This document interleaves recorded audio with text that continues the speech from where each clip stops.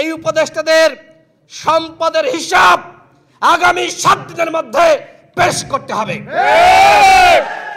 আপনারা রাষ্ট্র সংস্কার করতে চান, জবাবদিহিতা প্রতিষ্ঠা করতে চান, নিজেদের সম্পদের হিসাব আগে জনগণের কাছে পেশ করুন। দেখেন রাষ্ট্র সংস্কারের পূর্ব শর্ত হলো জবাবদিহিতা। সম্পদের জবাবদিহিতা দিন আগামী 1 সপ্তাহের মধ্যে, তাহলে বুঝবো যে আপনারা রাষ্ট্র সংস্কার করতে চান। আওয়ামী লীগকে সাংগঠনিকভাবে তাদের কার্যক্রম স্থগিত করুন, তাদের নিবন্ধন স্থগিত করুন, তাহলেই বুঝবো আপনারা রাষ্ট্র সংস্কার করতে চান। আওয়ামী লীগের সচিবালয়ে দেখেন বিভিন্ন জায়গায় ডিসিএসপি নিয়োগ, প্রত্যেকটা জায়গায় দেখেন আজকে আওয়ামী লীগের পুনর্বাসন চলছে। এইটা কি রাষ্ট্র সংস্কার? এই জন্য কি আপনারা শ্রমিকরা রাস্তায় নেমেছিলেন? এই জন্য না। আপনারা শ্রমিক ভাইয়েরা এই অভ্যুত্থানে আপনারা ভূমিকা রেখেছেন। আমরাও আজকে দাবি করছি অবশ্যই শ্রমিকদের পক্ষ থেকে একজন উপদেষ্টা নিয়োগ দিতে হবে, অন্যথায় শ্রমিকদের সাথে অন্যায় করা হবে। যিনি শ্রমিক এবং শ্রমিকের বিভিন্ন ক্ষেত্র কাজ বা শিল্প কলকারখানা নিয়ে গবেষণা করেন, অভিজ্ঞতা আছে, উনিই তো বুঝবেন যে শ্রমিকদের কোথায় কোথায় উন্নয়ন করা দরকার।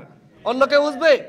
কোনো সাহেব শোয়ার বুঝবে না, শ্রমিক বুঝবে। সুতরাং একজন শ্রমিক প্রতিনিধি এই উপদেষ্টা পরিষদে নিশ্চিত করার আহ্বান জানিয়ে, এবং আজকে যে প্রতিনিধি সভা আপনারা আয়োজন করেছেন, এখানে যেহেতু মিডিয়া আছে, আপনাদের সাথে কোনো অভ্যন্তরীণ আলোচনা হলে সেটা আমরা অভ্যন্তরীণভাবে করব।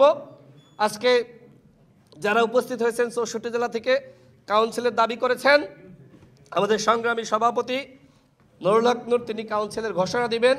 আশা করি দ্রুত সময়ের মধ্যে শ্রমিক অধিকার পরিষদে কাউন্সিল হবে এবং আপনাদের ভোটে আপনাদের নেতা নির্বাচিত হবে। আমরা গণতন্ত্র বিশ্বাস করি।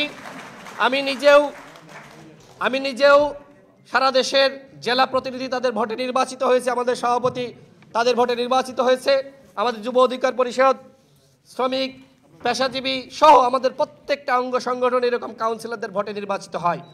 দলের মধ্যে গণতন্ত্র না থাকলে দেশে গণতন্ত্র প্রতিষ্ঠা করা যায় না। সুতরাং আমরা সবার প্রতি আহ্বান জানাবো, আসুন আমরা আমাদের প্রত্যেকটা দল সংগঠন প্রত্যেকটা সেক্টরে আমরা গণতন্ত্র প্রতিষ্ঠা করি এবং বাংলাদেশকে আমরা এগিয়ে নিয়ে যাই। ভালো থাকবেন সবাই। আসসালামু আলাইকুম।